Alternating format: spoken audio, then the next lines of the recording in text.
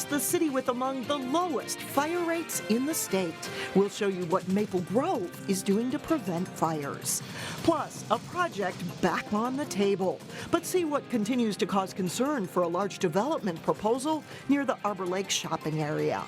And the hot button issue of school start times. So I think it's going to add to a lot of family stress, a lot of sleep deprivation, and some difficult choices. Wayzata parents weigh in. 12 News starts right now. Hello and thanks for joining us. Wayzata school district officials say they need more time to consider changing school start times. There are concerns about teens not getting enough sleep are forcing the district to take another look at when the school day should start. Reporter Sonia Goins has more. I think what we're hearing, what I'm hearing from many people is that minutes matter. Wayzata school board members gathered at the administration building on Monday afternoon to discuss start times and bus schedule issues. It appears that if you look at the neighboring school districts, that they do have generally later start times. The district is considering several options. One plan would allow students at the largest high school in the state to sleep in longer. According to a study by the National Sleep Foundation, teens need about 8 to 10 hours of sleep each night to function best. The melatonin levels prevent really or don't promote an early bedtime for our high school students. The high school start time would change from 7:30 to an 8:20 start. The ideal would be, trying to get everybody between that 8 and 9 o'clock time seems to work well. But under this plan, some elementary students would have to wake up earlier to get to class. Schools would go from a 9:10 start to 7:30. And that has some parents concerned. It would be kind of devastating, actually. Our daughter still sleeps 11 to 12 hours a night. We will never probably make that 6:45 or 7 bus, and it will be very stressful. You can blame all the time changes on transportation issues. The district has over 10,000 students and soon 12 buildings to shuffle them back and forth to. Officials say it's a logistical nightmare. If we had unlimited resources and if we could staff the buses and find enough drivers for the buses, I do think that will continue to be something that we're going to have to explore more. Things get even more challenging when you consider about 35% of high school students take the bus to school, while 70 to 80% of elementary students ride the bus. It's important for us to try to create school start times and operational systems that get our students to and from school in a way that works well for families. In Plymouth, Sonia Goins, 12 News. And the Wayzata School Board does plan to hold more work sessions on the topic and hopes to vote on a plan by December. Crystal police are asking for the public's help in locating a missing vulnerable adult. 51-year-old Delano Williams was last seen October 1st in Maple Grove near 63rd and Sycamore Lane. He was last seen wearing a black baseball cap and a black windbreaker pants with a blue windbreaker jacket. Williams is 6'1" and weighs around 160 pounds. If you see him, you're urged to contact Crystal Police. Brooklyn Park man is accused of shooting and injuring a cab driver in Minneapolis. Anthony Ford is charged with 3 felonies stemming from the incident last month. According to the criminal complaint, Ford pulled up next to the cab driver's vehicle on the Hennepin Avenue Bridge and fired shots, hitting the cab driver in the arm and thigh.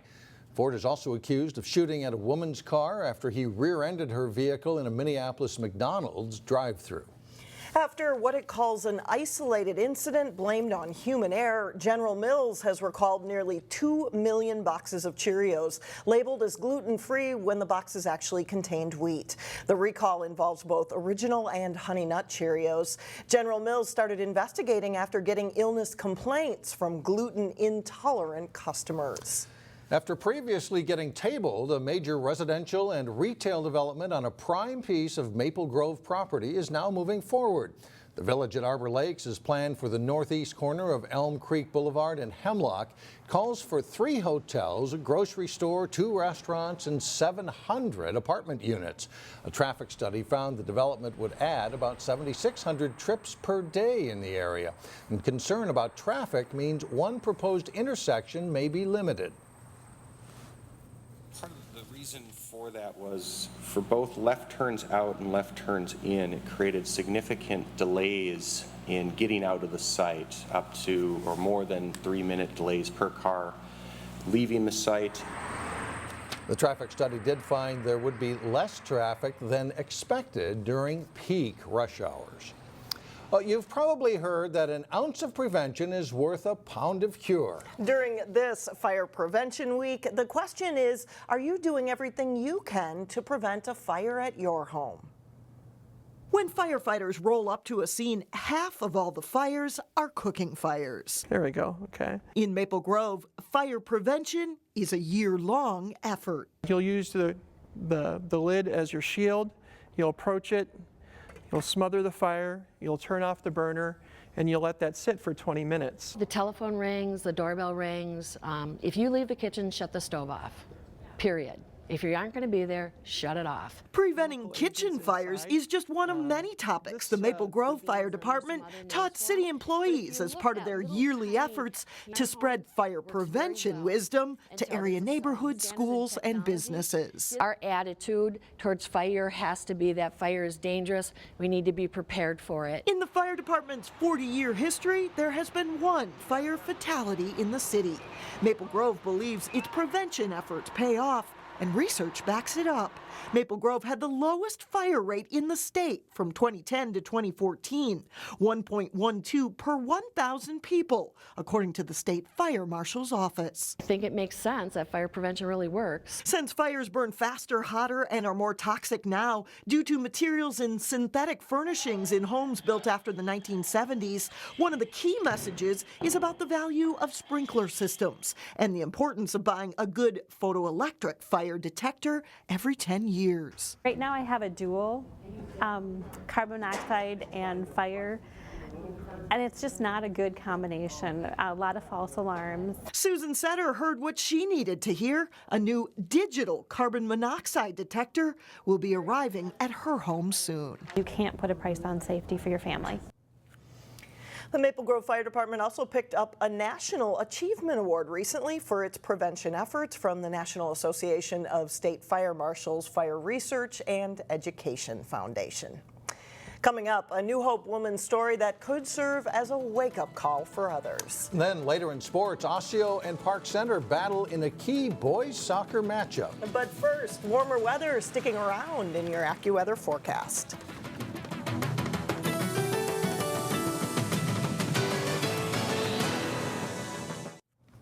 Every year, Minnesota sees more than 2,200 new cases of colon cancer. It is a cancer that can be deadly if it's not detected early. And in today's Health Check, Delane Cleveland introduces us to a New Hope woman who suffered a scare at a young age, but is now acting as an inspiration to others. There are few things more pleasant on a Minnesota day He just always likes the grass more than anything else. than a walk along the lake Oh, Tanner. with a 3-month-old puppy. Can you shake? Shake. Good boy. Just ask 25-year-old Good boy. Kirsten Freiborg. Tanner. She's learned to appreciate the little things in life. You're just kind of happy every day, and you don't let the little things bother you, and you don't try to stress out as much, and you just kind of realize what really matters. That's because in 2012, right before graduating from the University of St. Thomas, something big came into Kirsten's life that could have ultimately ended it. There were just a lot of symptoms going on that have been going on for 2 to 3 years. After visiting numerous doctors for annoying digestive issues, she eventually received the correct diagnosis. Finally, they did a flex sigmoidoscopy, which is kind of similar to a colonoscopy, but that's when I remember being awake, and that's when they found the tumor. What followed was surgery to remove the tumor and a 6-month regimen of chemotherapy. Pain and tingling in my hands and feet that is actual residual, so I still have that today. All this for a woman who didn't fall within the typical category of people at risk for colon cancer. I did not have a family history at all. They found out it was just some random mutation of a gene. Ready? You want to do a high five? Boom! Today, she's cancer-free, but she wants her experience to serve as a wake-up call for others. I just still felt deep in my gut that something really wasn't right, and if there is something wrong going on with your body and you know it, just to keep going back and getting checked. That's one of the messages Kirsten and the Colon Cancer Coalition want to get out on Sunday at the annual Get Your Rear in Gear 5K at the Mall of America. And so it really shows support for those people that have lost loved ones, shows support for those going through cancer, colon cancer, and those that really aren't even maybe newly diagnosed and not even talking about it. You don't really think of young adults getting it. I was definitely shocked when I did get it. Kirsten will be at the 5K on Sunday with her family. The very next day, this cancer survivor will celebrate her 26th birthday. And enjoy more of this, enjoy more sunny days in life. For Health Check, Delane Cleveland, 12 News. And people who should be screened for colon cancer include those with a family history and anyone over the age of 50. For more information on symptoms and Sunday's 5K, you can check our website, 12.tv. Coming up, a Robbinsdale business owner who is trying to develop a niche with knitting. But first, why the Osseo volleyball team is exceeding expectations this fall. John Jacobson has the details when we come back. The Osseo volleyball team lost a lot of starters from last year's strong team to graduation, and former head coach Bill Kwan, who became the school's activities director. The Orioles haven't missed a beat this season. Osseo comes into Tuesday night with a 15-3 overall record, and they're tied for second in the Northwest Suburban Conference with a 7-1 mark. They finished as runner-up at the October Classic in Apple Valley over the weekend. This season, it's been a pleasant surprise. Yeah, I think a lot of people thought that we were going to be the underdog this season, and it definitely has been fun upsetting a lot of teams. Like, we did graduate a lot of girls, but we came back stronger than we all thought, and we all have confidence going into our next matches. Even though not a lot of starting returners, these are all girls I've been playing with throughout my career in Osseo volleyball, and so I think we've connected really well still. The Orioles get a big test from 6th-ranked and conference-leading Champlin Park Tuesday night. Win or lose, it's a great chance for the Orioles to see how they stack up with the talented Rebels. I feel like we're really at like our best time, so I feel like it's a good time to play them when we're warmed up and really good in the middle of the season. Yeah, we haven't played really good teams, so we're excited to play Champlin Park, see how we can match up, see if our defense can hold up, that kind of thing. We'll have highlights of the Osseo Champlin Park match Wednesday starting at 4 on 12 News. The final matches of the regular season in soccer are this week, and it's going down to the last night to determine a champion in Northwest Suburban Conference boys soccer. Osseo hosted Park Center Monday. Free kick early on for Osseo, and Andrew Miska's kick is headed in by Jacob Simmons here for a goal. The Orioles lead 1-0 less than 6 minutes in. Scoring chance for the Pirates later in the first half, but the shot by Sam Moses saved by Isaiah Stewart. And the Orioles defense helps clear the ball away. The Orioles add one more goal in the second half. Emmanuel Kema the shot. Darius Quiddy knocks home the rebound, and Osseo leads 2-0, and that's the final. The Orioles blank the Pirates.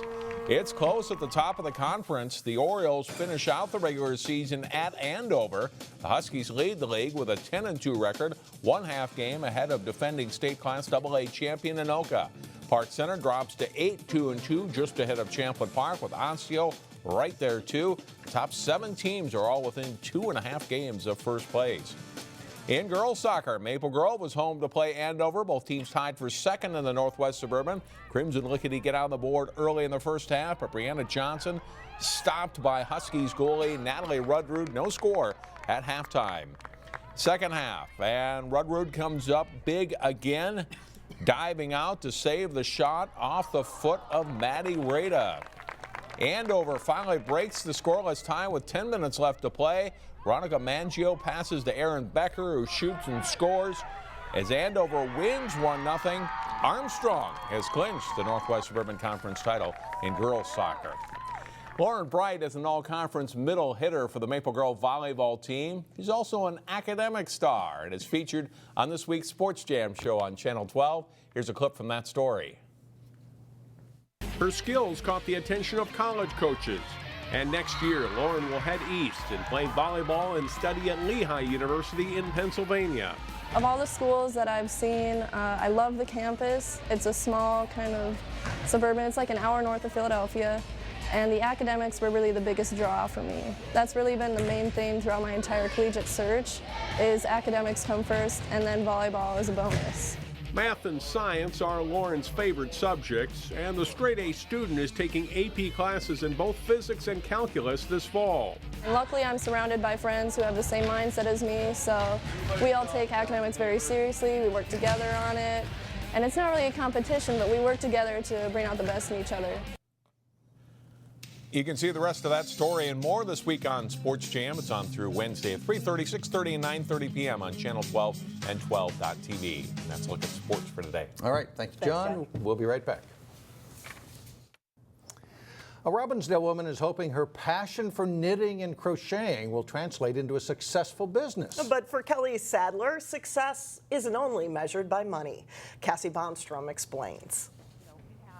These are all fair trade yarns here. So these are spun by women in India and Nepal. The shelves are stocked. We have some alpacas and silks. These are all hand spun. And now Kelly Sadler is waiting for customers to come in. So it's a lot of handshaking, a lot of word of mouth. The Robbinsdale artist turned business owner opened Palette and Purl 8 weeks ago. Yeah. A dream she's had since she was little and watched her mom. I remember her shop very clearly and how much I loved that shop. So it's always kind of been something I've thought about doing. The store is now open in downtown Robbinsdale. To show your Birdtown pride. But Kelly is adamant she's not putting profit over passion. Yeah, this isn't about me making $1 million. This is about doing something you love and being able to have a reasonable life. She wants to make knitting accessible to everyone. On Wednesday, for example, she offers free help. So if you have a project you're stuck on or a stitch you're struggling with, you can come in no cost on Wednesdays and we'll sit down and work it out together. She also has a living room set up for groups. Anybody can come and use this anytime. To work on humanitarian projects like the Mother Bear Project, which sends homemade stuffed bears to Africa. The idea is that you have the ability to create something that's beautiful and use that thing to change somebody else. And that's kind of the goal of the shop, is to empower people to do that. She admits business is slow, though it's picking up as word spreads. Some felting projects. She's also using a crowdfunding page to ask supporters for additional funds. This is the nut and bolts. This is the lights on, the technology. This is the yarn that you buy. This is the sign out in the front. You know. It hasn't been an easy road. The mornings are pretty quiet. But she's optimistic her dream can be sustainable long term. I'm not looking to make a ton of money, but I'm looking to inspire others to do things that are great, you know, really find the best in themselves. In Robbinsdale, I'm Cassie Bonstrom, 12 News. If you're interested in Palette and Purl's classes or events, you can go to our website at 12.tv. We'll also have a link to her crowdfunding page if you would like to support her business. Sounds like a great place where you even could maybe learn how to knit. Yeah, I'm not sure that I could learn how to knit, but people who can do that, they do wonderful work. It's amazing, beautiful work. That does it for us. Thanks so much for joining us. Community Corner is coming up next, and we'll see you again tomorrow.